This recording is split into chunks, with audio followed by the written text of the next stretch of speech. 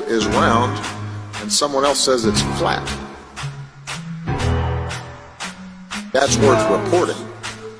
But you might also want to report on a bunch of scientific evidence that seems to support the notion that the world is round. If some of these folks were around when Columbus set sail,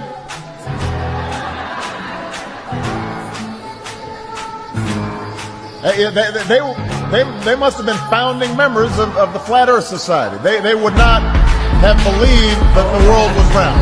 They'd be charter members of the Flat Earth Society. In other breaking news, the world is round, not flat. Flat Earth Society.